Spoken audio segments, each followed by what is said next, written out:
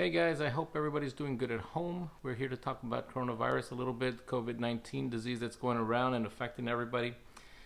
We are doing a good job here in Laredo of keeping home, staying home. Try not to be out shopping if you can avoid it, and make sure that you're keeping your distance from people. Try to eliminate touching a lot of stuff that's out there if you can. But let's talk about, I guess, Laredo first. There's been 4 cases in Laredo. I think they've all been mild at this time, so people are doing good. And I think if we just keep it up, take care of ourselves, I think we'll keep the cases down to a minimum. We don't want to overload the system with a lot of positive cases. Don't be afraid, but we have to take precautions because if not, we're going to spread it very easily. We've seen how easily it spreads. Now in Texas, there's been 566 cases of positive testing, and of those, there's been 7 deaths. In fact, there's one in San Antonio of an 80-year-old elderly female that happened recently. So we know that it affects the elderly a lot more than the young. And from China, we know that it affects men and women about the same. There's been a little bit more deaths in men than in women. It's about 64% men, 36% women. In children, it appears that the majority of the cases are very mild. 90% are mild. 13% of the kids showed no symptoms that tested positive, so they can be carriers.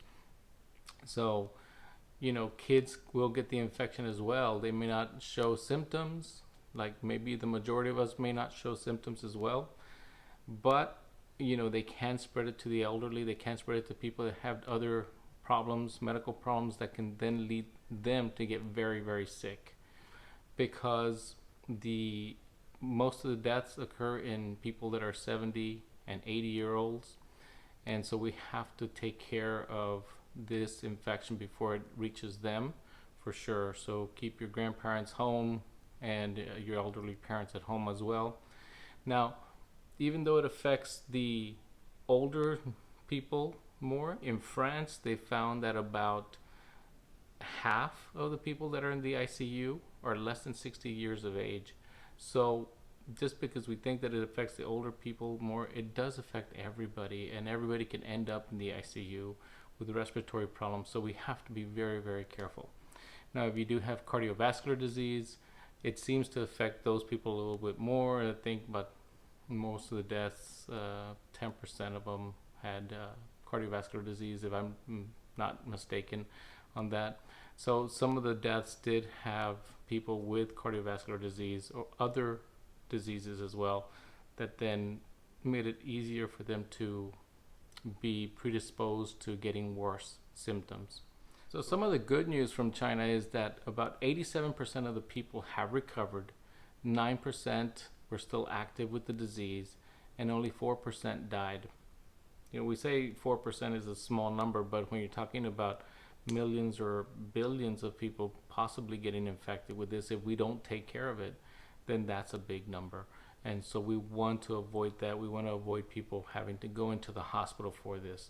Same things apply. Your doctors are going to be looking out for you, but they're also going to be looking out for their staff. They're going to be looking out for everybody else in the community. And so most doctors that I know at this time are going to be screening you outside the office. So be very patient, because you're going to have that screening first before you even walk into the clinic. A lot of doctors are already offering telemedicine, telehealth.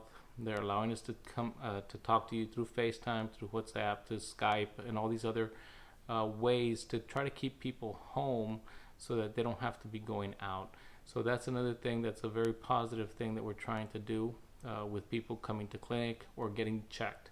It's very important for you to continue taking your medications and take care of yourself. I know Dr. Ornella put out a video talking about stress and anxiety and how to deal with that, and that was a very good video. So look at that as well. But take care of yourself. Don't forget to take your medicines. We're here to make sure that you are taking your medicines, that you are taking care of yourself, and we're still seeing patients. We're just being more cautious and careful with who is coming into the clinic, and make sure that we don't get people exposed to anything that they shouldn't be exposed to. Now, that being said, most of the time being at home now, make sure you're still exercising, you're reading. I know I saw Mr. Pro from Martin High School talking about kids staying home and reading and educating themselves a little bit and stay with it.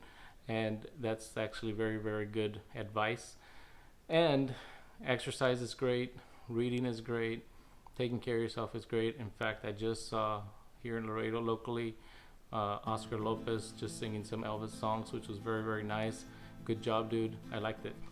Guys, thank you very much for watching. Thank you for staying updated. If you have any questions for us, definitely just put them on there or send them to the email as well, and we'll try to answer them if we can.